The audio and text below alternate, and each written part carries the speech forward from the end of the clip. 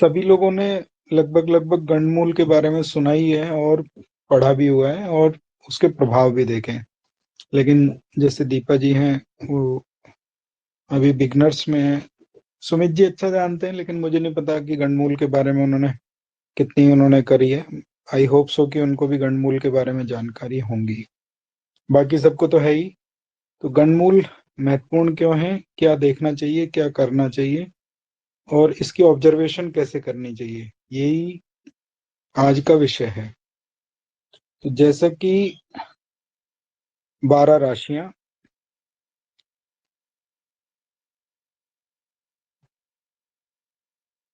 और 12 राशियों के समूह में हर एक राशि का एक तत्व।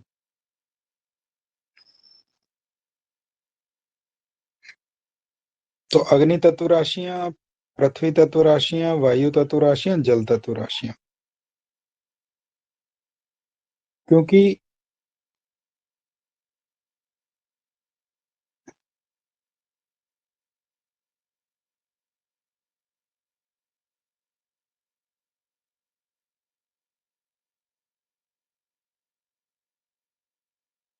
जब नाड़ी आदि बनाते हैं तो उसी प्रकार से इसकी गणना की जाती है।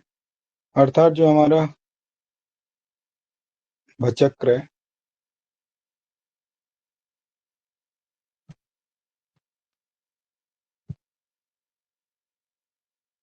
तो कुछ इस प्रकार की आकृति लेके बैठा हुआ है, जिसके भीतर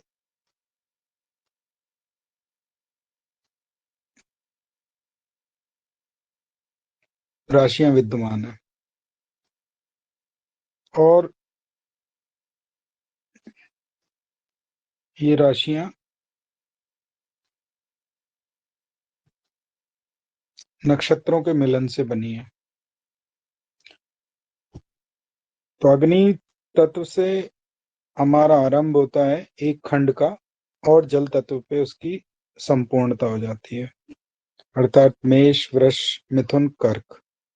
तो अग्नि, पृथ्वी, वायु, जल, और जल के उपरांत फिर दोबारा से पुनः अग्नि ही चाहिए। तो एक चक्र जो है वो यहाँ से आरंभ हुआ, यहाँ पे संपूर्ण होके, और फिर दोबारा से आरंभ होने के लिए फिर वही चाहिए। जब हम नाड़ी चक्र भी बनाते हैं तो उसमें भी आप देखेंगे इसी प्रकार से नक्षत्रों आदियों का वर्णन किया गया है। आगे जब नाड़ी चक्र बनाएंगे तो कौन ऊपर है कौन नीचे, इस प्रकार से। अर्थात ये इसी प्रकार से चल रही है। अग्नि, पृथ्वी, यहाँ से आरंभ कर लेते हैं। अग्नि, पृथ्वी, वायु, जल, फिर पुनः अग्नि, पृथ्वी,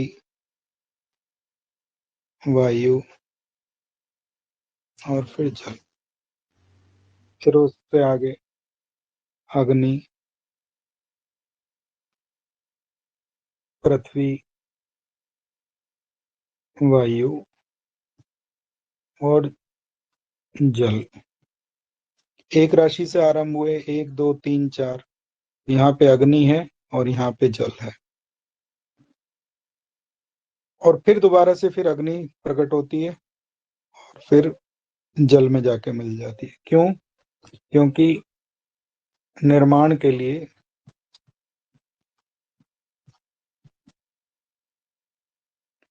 दो तत्वों का मिलन जरूरी है।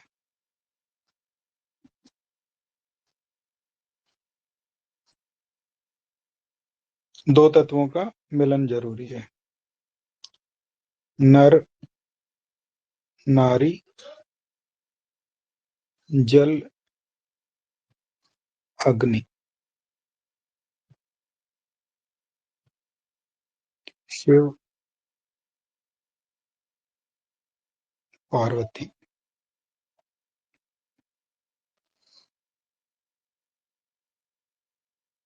उसी के कारण से प्रोडक्टिविटी, निर्माण उत्पन्न होता है। तो जब ये आवश्यक है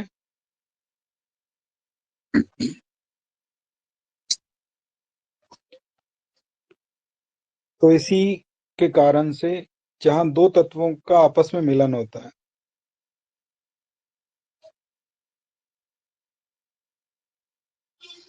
आप सभी लोग रेलगाड़ी आदि में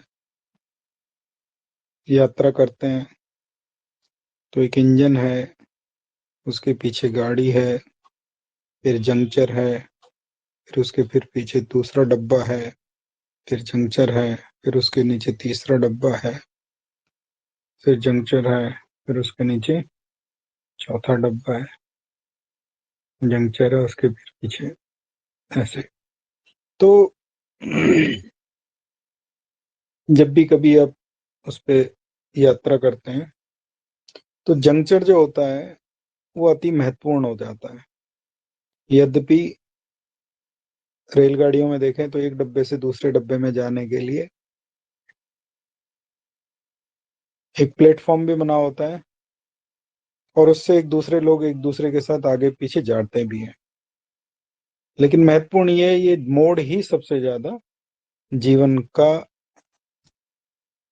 महत्वपूर्ण खंड है। इसी प्रकार से तिथियां देख लीजिए, 1, 2, 3, 4, 5, 6, 7, 8, 9, 10, 11, 12, 13, 14 और 15वीं तिथि आपकी पूर्णमासी या अमावस्या, दोनों में से कोई भी एक। तो हर चौथे खंड पे आप ये देखेंगे भद्रा। तो चौथ, अष्टमी, और आप पंचांग में भी देख लीजिएगा भद्रा कब लगती है, तो आपको स्वयं ही पता लग जाएगा कि ये मोड़ है। क्यों? ये तिथियों का मोड़ है। एक पूर्णमासी हुई, एक अमावस्या हुई। जब दोनों सूर्य यहीं है और चंद्र यहाँ आके मिलन करे तो अमावस्या, और जब चंद्र इससे दूर चले जाएं सामने तो पूर्णमासी। तो ये दो बिंदु महत्वपूर्ण है, अमावस्या और पूर्णमासी। तो अर्ध बिंदु भी महत्वपूर्ण होंगे। तो लगभग लगभग दोनों पक्षों की अष्टमी कही गई है। ठीक है। जब अर्ध बिंदु महत्वपूर्ण है तो फिर इसको और आधा कर लें, ऐसे, ऐसे और ऐसे और ऐसे, तो चतुर्थी और अष्टमी भी आ जाती है। तो आप ये देखिएगा कि जब भी जन्म, इसके पीछे पूरा महत्व सिद्धांत क्या बना कि जितने भी कर्व हैं, ऐसा आचार्य मिश्र कहते हैं कि जो भी कर्व हैं, जो भी मोड़ हैं, हम इसको एक षटकोण की तरह बना लें,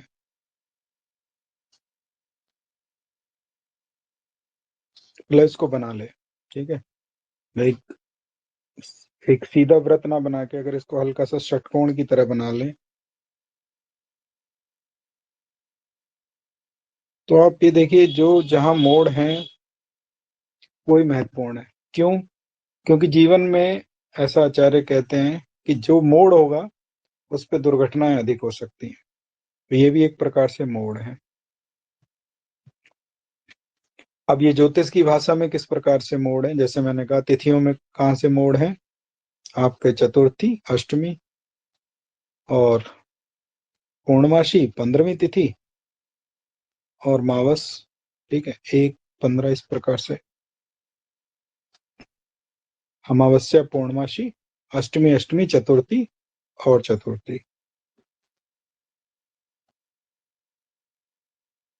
तो राशियों में भी उसी प्रकार के मोड़ हैं और नक्षत्रों में भी उसी प्रकार के मोड़ बने हुए हैं। तो प्रथम राशि अग्नि तत्व की राशि और प्रथम खंड की अंतिम राशि। अब इसको जन्म पत्रिका के भीतर लगा के देखें,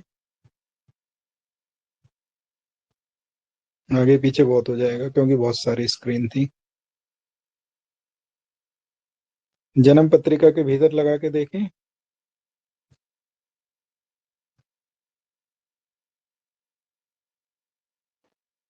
1, 2, 3, 4, केंद्र से आरंभ हुआ, केंद्र पे जाके समाप्त हुआ। 5, 6, 7, 8, त्रिकोण से आरंभ हुआ और अपने से केंद्र में जाके समाप्त हुआ। 9, 10, 11 और 12 त्रिकोण से आरंभ हुआ और अपने से केंद्र में जाके समाप्त हुआ। अर्थात जो हमारी राशियां हैं, अग्नि, पृथ्वी, वायु, जल, हर जल के बाद तुरंत अग्नि है। इसी कारण से जो ये मोड़ है ये महत्वपूर्ण है।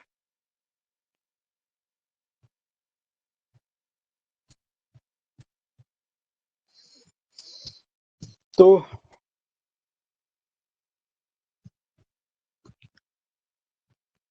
दो विपरीत तत्व हैं, अग्नि और जल। तो स्वाभाविक है इसी के भीतर, विपरीत तत्वों के भीतर ही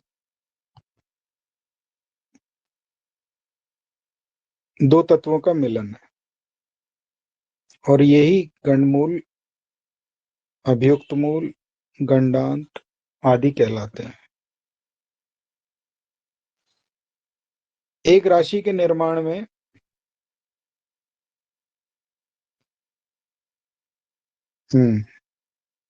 एक राशि के निर्माण में हुए 30 अंश। बाकी सबको हो सकता है व्याख्यान थोड़ा बोर लगे, क्योंकि उन्होंने पहले से पढ़ा हुआ है, लेकिन सभी को साथ लेके चलना है। एक राशि का मान हुआ 30, और एक राशि के भीतर बनने के लिए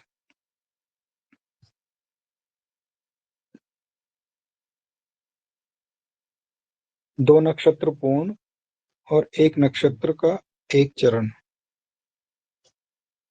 बनेगा। तो यदि हम मेष राशि की बात करें तो एक नक्षत्र का भाग है 13 अंश और 20 कला। एक नक्षत्र का मान 13 अंश 20 कला, और इसके 4 चरण, 3 अंश 20 कला। 4 चरणों का एक नक्षत्र, और एक राशि के भीतर 2.25 नक्षत्र, 2 नक्षत्र पूरे और एक चरण अगले उसका। तो यदि हम उसमें देखें नक्षत्रों में, तो 9 नक्षत्र बने। अश्वनी से ही इसकी गणना कर लेते हैं। अश्वनी, भरणी, कृत्तिका, रोहिणी, मृगशिरा, आद्रा, पुनर्वसु, पुष्य और अश्लेषा।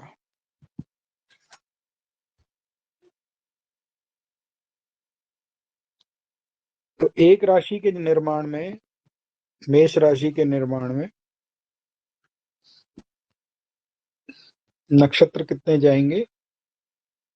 9। 2 नक्षत्र पूरे, अर्थात एक नक्षत्र ये पूरा, एक नक्षत्र ये पूरा, और तीसरे नक्षत्र का एक भाग। इस प्रकार से एक राशि का निर्माण हो जाएगा। तो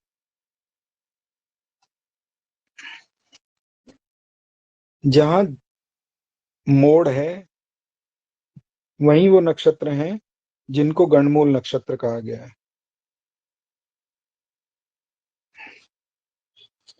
मेष राशि के आरंभ में अश्विनी नक्षत्र, और दूसरी राशि, तीसरी राशि और चौथी राशि के अंत में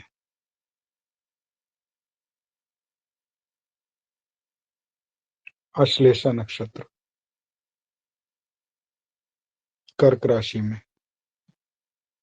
तो अश्लेषा और अश्विनी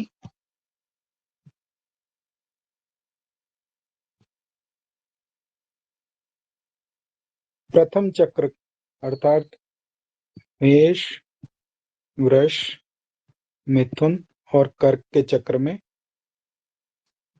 पहला और अंतिम नक्षत्र अश्वनी, अश्लेषा, ये 2 गणमूल नक्षत्र हुए। उसी प्रकार से दूसरे चक्र में 5, 6, 7, 8 अर्थात सिंह राशि और वृश्चिक राशि, एक अग्नि और एक जल, एक अग्नि और एक जल। तो मघा पहला और ज्येष्ठा अंतिम गणमूल नक्षत्र। और फिर अंत में 9, 10, 11 और 12 पहली राशि, अंतिम राशि। तो मूल और रेवती।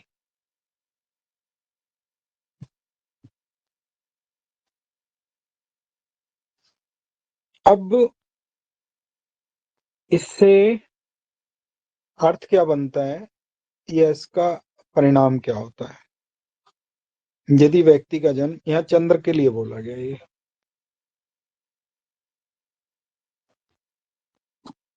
लेकिन ऐसा मेरा मानना है कि लग्न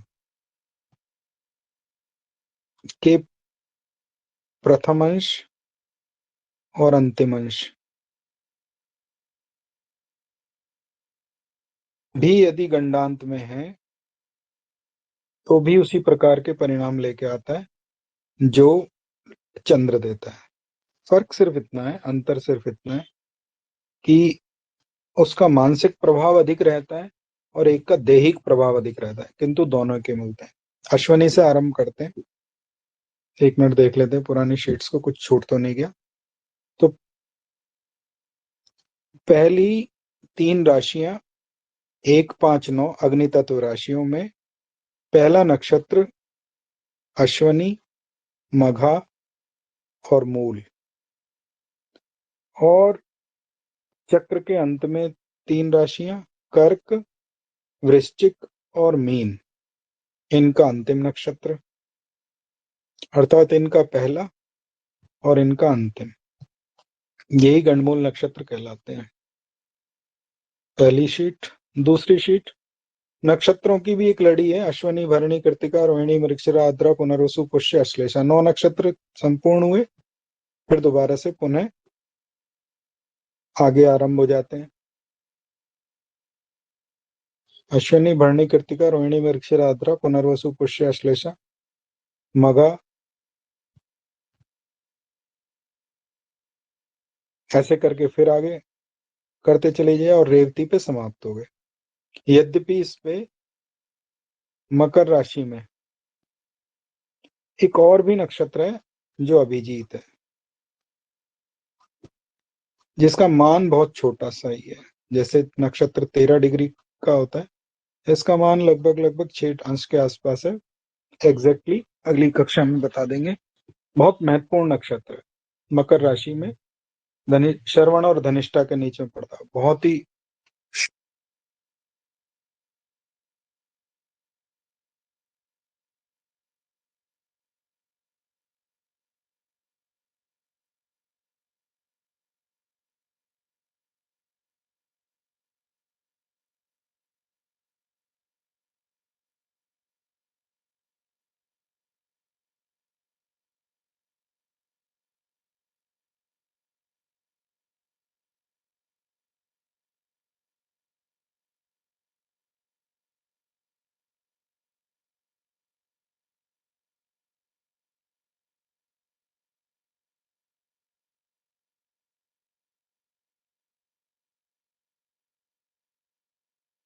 गलती से दब गया होगा। कितनी देर से नहीं आ रही वॉइस? सॉरी, बीच में काफी देर से नहीं आ रही क्या? कोई बताएगा काफी देर से नहीं आ रही क्या? नहीं सर, आ रही है सर, शुरू से ही आ रही है। अच्छा, वो एक सेकंड के लिए दब गया था वो माइक का। सॉरी, ठीक है जी, चैट बॉक्स में डाला, अच्छा किया आपने, धन्यवाद। तो हमारे पास 27 नक्षत्रों में एक नक्षत्र हमने और बोला, 28वां नक्षत्र अभिजीत। आगे चल के जब और इससे ऊपर की कक्षाएं आप लोगों के साथ साझा करेंगे, तो जहां पे वार घटी फल बताया है, वहां पे 28वें नक्षत्र का बहुत महत्वपूर्ण रोल आता है। तो उसमें आप चाहें तो पीछे के लेक्चर्स को भी देख सकते हैं, उसमें भी आपको पता चल जाएगा कि वार घटी फल भी मैंने आप लोगों के लिए साझा किया हुआ है। धन्यवाद सुमन जी, आप थोड़ा लेट आए क्योंकि आपने बताया था कि थोड़ा टेक्निकल एरर था, लेकिन अच्छा हुआ आप आ गए।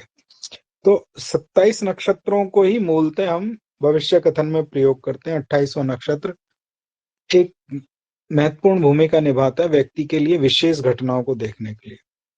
तो अश्वनी पहला और अश्लेषा, मघा, ज्येष्ठा और मूला और रेवती, तो 6 नक्षत्र हुए हमारे पास जो गणमूल के नक्षत्र हैं। और एक नक्षत्र का मान 13 डिग्री 20 मिनट, एक नक्षत्र के भी 4 खंड बने 3 डिग्री 20 मिनट के। इस प्रकार से इसको हमने फैलाया। 6 नक्षत्र हमारे पास गणमूल के आए। ज्येष्ठ, अश्वनी, अश्लेषा प्रथम खंड में मेष से लेके कर्क तक में, मघा ज्येष्ठा हमारे सिंह से लेके वृश्चिक में, मूल रेवती हमारे पास धनु से लेके मीन तक। अश्वनी से आरंभ करते हैं, क्या देता है और क्यों देता है वो अभी चर्चा बनी रहेगी। अश्वनी का प्रथम चरण, ऐसा कहा गया है कि पिता के लिए देखना चाहिए कि जो बालक, अब ये एक विवादास्पद मुद्दा है कि यदि हम कह रहे हैं कि बालक का जन्म हुआ है तो पिता के लिए वो क्यों सावधानी के लिए कहा गया है। क्योंकि कोई भी व्यक्ति जब जन्म लेता है तो अपने कर्मों के अनुसार जन्म ले रहा है, और कर्म फल ही भोगना ज्योतिष के अनुसार है। तो फिर पिता के लिए क्यों है, अपने लिए होना चाहिए। इसलिए क्योंकि हम आनुवांशिक रूप से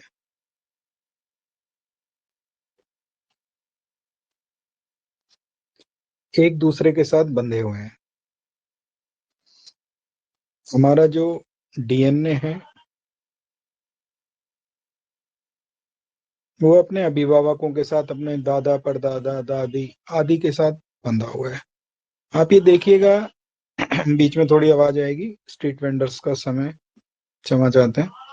तो हम कभी कभी अपने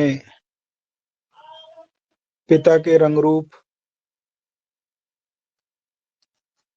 कभी कभी माँ के रंग रूप, और कभी कभी पिता के परिवार के रंग रूप, और कभी कभी माँ के परिवार के रंग रूप के अनुसार हमारे नैन नक्शे बनते हैं। उसका कारण क्या है, डीएनए। और इसी कारण से सगोत्रीय विवाह पद्धति के लिए मना किया गया है। क्यों? क्योंकि आगे चल के जिससे वंश वृद्धि में कोई दिक्कत ना आए। तो आरंभ हुआ था कि भाई अश्वनी का जो प्रथम चरण है वो पिता के लिए सावधानी क्यों बता रहा है। उसका कारण यही है क्योंकि हम एक दूसरे के साथ ऋणानुबंधन से जुड़े हुए हैं। एक महत्वपूर्ण बात यह है कि चाहे गणमूल का कोई सा भी नक्षत्र हो, इसमें हार्मोन्स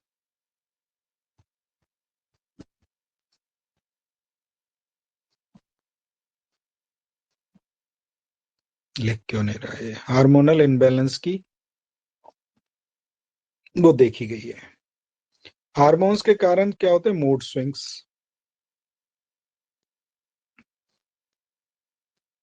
जो महिलाएं वो अच्छा जानती हैं, एक आयु के बाद जब हार्मोन इनबैलेंस होते हैं तो उनमें मूड स्विंग्स की प्रवृत्ति बढ़ जाती है, जो कि एक प्रकृति का नियम है, उसको वो अपनी तरफ से नहीं वो कुछ कर सकती।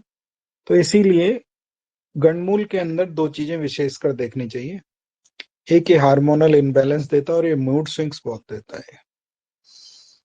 तो अश्वनी का प्रथम चरण पिता के लिए, दूसरा चरण स्थायी धन के लिए जो व्यक्ति ने इकट्ठा किया है। अब इसको ब्रॉड प्रोस्पेक्ट में, एक बृहद रूप में देखिए, तो आपको और भी बहुत सारी व्याख्याएं निकल के आएंगी। जब किसी जातक का जन्म अश्विनी नक्षत्र के प्रथम चरण में होगा तो पिता के लिए उसमें क्यों बोला है? हो सकता है पिता इसके लिए अधिक चिंतित रहता हो, और जब उसकी चिंताएं बढ़ेंगी तो स्वाभाविक है उनके स्वास्थ्य पे, उनके धन पे असर भी पड़ेगा। तो ये अश्विनी नक्षत्र के प्रथम चरण में होने वाले बच्चे का प्रभाव है।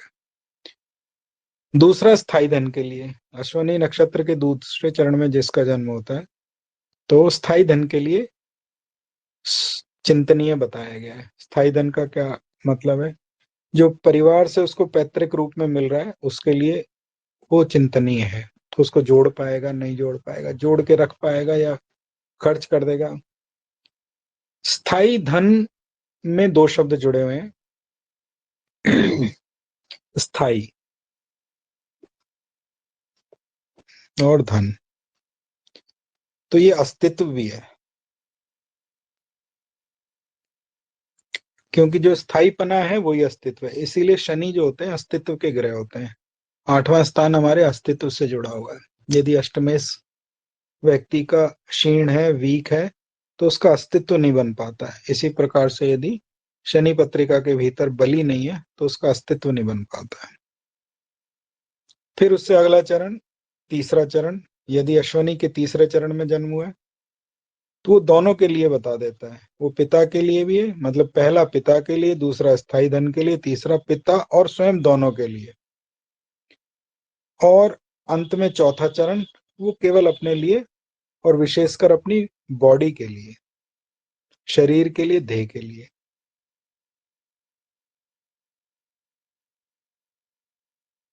तो चारों चरणों की शांति आवश्यक है। अब ये पूछेंगे कि शांति से क्या लाभ मिल जाएगा? दो अर्थ बन सकते हैं इसके। एक, वैदिक मंत्रों के उच्चारण के द्वारा इसकी शांति करी जाती है। तो हो सकता है अपनी सूक्ष्म बुद्धि से हम ये विचार कर सकते हैं कि ध्वनि विज्ञान जो है वो कहीं उस व्यक्ति के ऊपर प्रभाव डालता हो। साथ ही साथ बहुत सारी वस्तुओं का दान उसके ऊपर से उतार के किया जा सकता है। तो जिस प्रकार से सुगंध जो होती है दिखाई नहीं देती लेकिन व्यक्ति के ऊपर असर करती है, दुर्गंध दिखाई नहीं देती, असर करती है, ताप दिखाई नहीं देता, असर करता है, उसी प्रकार से हो सकता है जो वस्तुएं उसके ऊपर से उतार के दान प्रदान की जा रही हैं वो भले ही वैसे दिख रही हो लेकिन उनकी जो एक ऑरा मंडल है वो हो सकता है उसके शरीर से कोई ऐसी चीजें जो उसकी ऑरा में, उसके शरीर में विद्यमान है, उसको निकाल के दूर कर देती है। तो अश्वनी नक्षत्र के चारों चरणों की शांति आवश्यक है। अंत में बताएंगे शांति कितनी बार करनी चाहिए, कैसे करनी चाहिए, वो सब भी आपके साथ साझा करेंगे। अश्लेषा, तो क्या हर गंडमूल कष्टकारी ही होगा? अब ऐसा तो नहीं कहा गया। अश्लेषा अश्वनी के जो स्वामी है अश्वनी कुमार, और इसके विंशोत्तरी दशा स्वामी है केतु। जब मैं स्वामी कहूं और विंशोत्तरी दशा स्वामी कहूं तो आप उसमें दोनों में अंतर कर लीजिएगा। जब हम विंशोत्तरी दशा स्वामी कहेंगे तो वो नक्षत्र का फल कब मिलने वाला है उससे समझना चाहिए। और जब हम उसके स्वामी कहेंगे, जैसे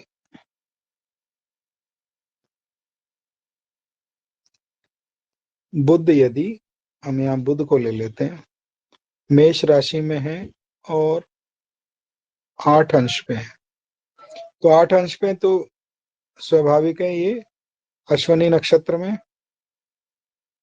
और केतु मान लीजिए यहाँ बैठे, तो 7 और 8। तो जब मैं विंशोत्तरी दशा स्वामी कह रहा हूं तो इसका अर्थ है कि बुध अपनी दशा में लाभ तो देगा ही देगा, भले ही वो षष्टेश है, नहीं 3।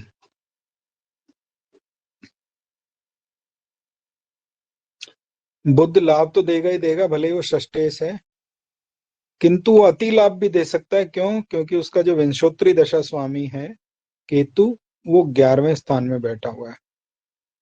और जब मैं उसको बोलूं कि इसके विंशोत्तरी दशा स्वामी ना बोल के जब मैं कहूं इसके स्वामी, अर्थात इसके जो देव हैं वो अश्वनी कुमार है, तो इसका अर्थ ये हुआ कि चौथा स्थान में अश्वनी कुमार की कृपा है, अर्थात घर में वैद्य हो सकता है, माँ को चिकित्सीय गुण आ सकते हैं, ये सब उसका है। तो 2 मतलब निकालने चाहिए। जब हम ये कहें कि विंशोत्तरी दशा स्वामी कौन है, तो जो नक्षत्र के विंशोत्तरी दशा स्वामी है जहां वो विराजित हैं उससे परिणाम निकालने चाहिए। और जब हम ये कहें कि उसके देव कौन है, तो जिस भाव में वो ग्रह बैठा हुआ है उस भाव के भीतर उसके गुण, छुपे हुए गुण निकालने चाहिए। अब आ जाते हैं दूसरा नक्षत्र, अंत में सभी के प्रश्न भी लेंगे। अश्लेषा। अश्लेषा में प्रथम चरण राज सुख, किंतु दूसरा धन हानि। तीसरा माँ और मातुल अर्थात मामा के लिए, और चौथा चरण पिता के लिए। तो इसका अर्थ ये हुआ कि अश्लेषा में केवल जो पहला चरण है वही लाभकारी है और अंतिम 3 चरण कष्टकारी है। नियम वही रहेगा कि क्यों हो सकता है इसके कारण से जो धन है वो अधिक खर्च हो, स्वास्थ्य की समस्या हो सकती है बालक को, बालिका को, जो भी होगा, या तीसरे चरण में जन्म हुआ है तो जन्म के समय में प्रसव पीड़ा में माँ को कष्ट अधिक हुआ हो, इसके उपरांत माँ के कष्ट के कारण से मामा के परिवार के ऊपर भार पड़ा हो, चौथे चरण में तो पिता के लिए कहा गया है।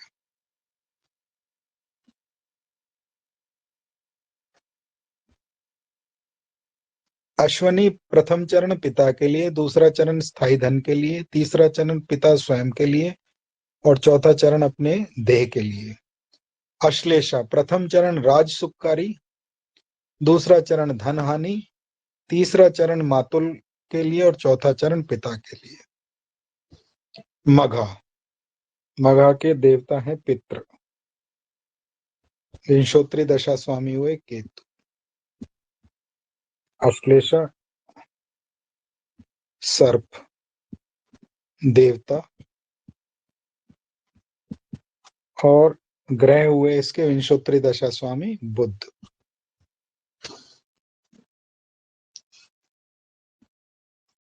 मघा पितरों की कृपा का नक्षत्र है,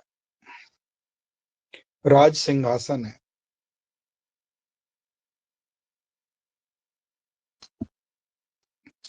यदि शुभ ग्रह विद्यमान है तो राज सिंहासन प्राप्त करता है। पहला चरण माँ और मातृपक्ष अर्थात माता और पिता को, दूसरा चरण पिता और पिता समान को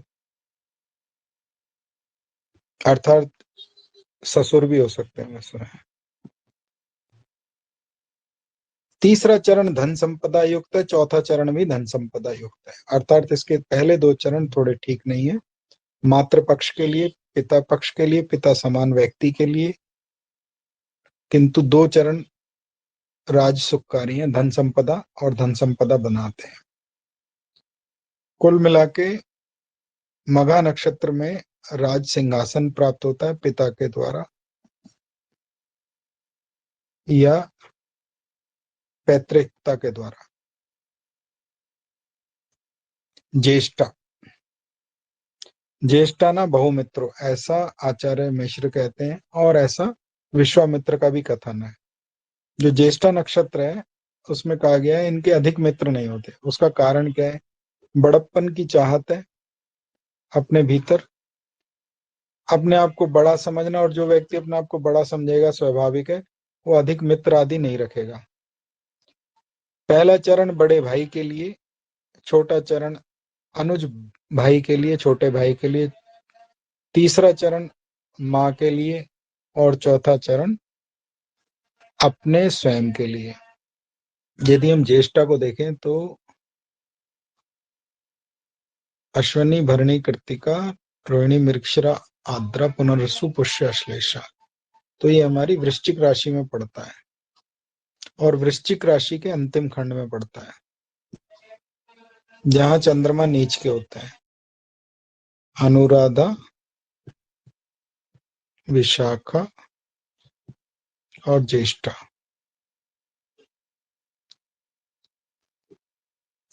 वैसे भी आगे बताएंगे आपको।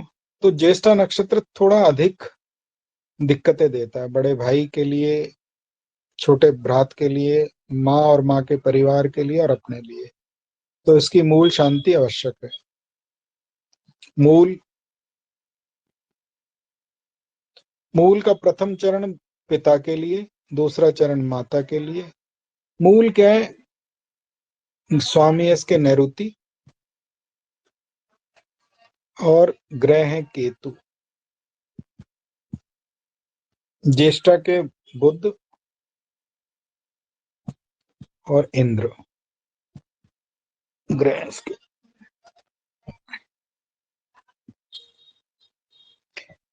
मूल धनु राशि में पड़ने वाला नक्षत्र, ज्येष्ठा वृश्चिक राशि में पड़ने वाला नक्षत्र, मघा सिंह राशि में पड़ने वाला नक्षत्र, अश्लेषा कर्क राशि में पड़ने वाला नक्षत्र, अश्वनी मेष राशि में पड़ने वाला नक्षत्र।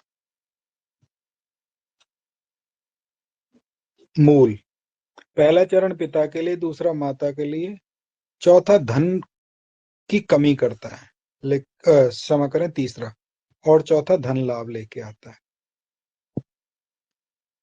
क्योंकि मूल के बाद ही मकर राशि का आगमन हो जाता है, वर्कोलिक साइन। काल पुरुष की दशम राशि पद को बताती है।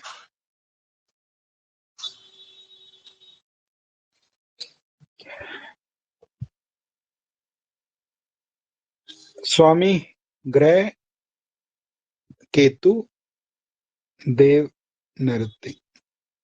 ये कहा गया उलझी जड़ें हैं ये।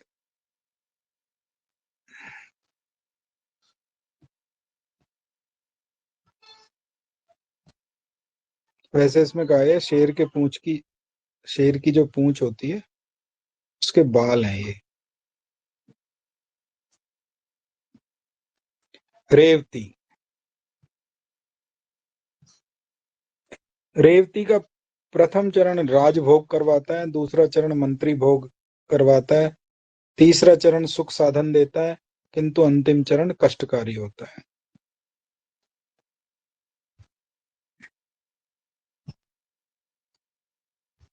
कल्याण करने वाली देवी इसकी देवी है रति।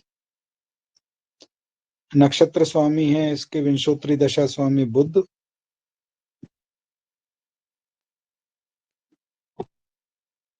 पहला चरण राजभोग देता है, दूसरा चरण मंत्री पद प्राप्त कराता है, तीसरा चरण सुख साधन देता है और अंतिम चरण कष्ट देता है। इसका शांति अंतिम चरण में हो तो परम आवश्यक है, किंतु किसी भी गणमूल नक्षत्र में शांति होनी ही चाहिए, तो सबसे अधिक है। यदि शांति होती है तो राजभोग बढ़ेगा, मंत्री पद बढ़ेगा, सुख साधन बढ़ेंगे, कष्ट कम हो जाएंगे। नहीं करवाएंगे तो राजभोग सामान्य रहेगा, मंत्री पद सामान्य रहेगा, सुख साधन सामान्य मिलेंगे और कष्ट बढ़ सकते हैं। अधिक क्या महत्वपूर्ण है? जहां राशि और नक्षत्र एक साथ ही कंप्लीट हो जाए। वो कब होगा? जहां राशि भी कंप्लीट हो गई और नक्षत्र भी कंप्लीट हो गया। वो कर्क में, वृश्चिक में और आपके मीन में ही हो सकता है। क्यों कर्क में ही? कौन सा नक्षत्र आएगा? अश्लेषा। तो कर्क के अंतिम खंड में आता है अश्लेषा। यहाँ पे अश्लेषा भी कंप्लीट हो गया और राशि भी कंप्लीट हो गई। यहाँ ज्येष्ठ आएगा राशि भी कंप्लीट हो गई और नक्षत्र भी कंप्लीट हो गया। यहाँ रेवती आएगा। ठीक है। मेष में, सिंह में और मूल में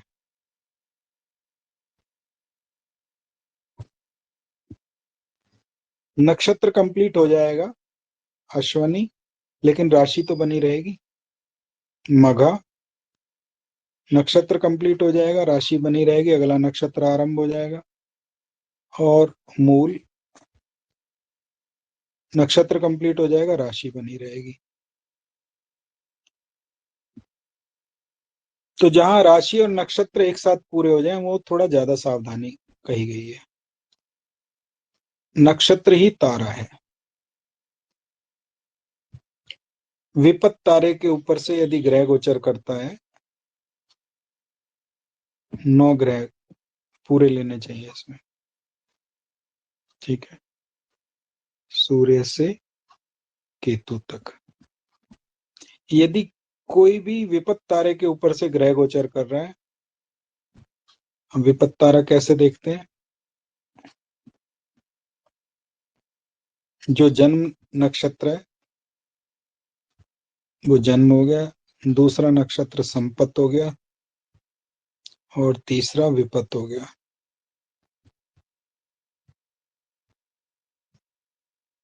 तो तीसरा नक्षत्र, सातवां नक्षत्र और शायद पांचवा होता है। तो जब नक्षत्र विपत से, वध से, प्रत्याहारी से, इनसे जब गोचर करता है तो क्या दान करें तो जिससे वो ग्रह कम कष्ट दे? विपत नक्षत्र से मीठे का दान किया जाता है, गुड़, खांड, बूरा आदि। प्रत्याहारी नक्षत्र पे से यदि ग्रह गोचर करे तो नमक आदि का दान किया जाता है। और जन्म तारे के ऊपर से पाप ग्रह, शुभ ग्रह के लिए नहीं बोला, यदि पाप ग्रह जन्म तारे के ऊपर से गोचर कर रहा है, दशा कष्टकारी है, तो साग, सब्जी, वनस्पति, फल आदि का दान करने से व्यक्ति को लाभ मिलता है, ऐसा शास्त्र में लिखा हुआ है।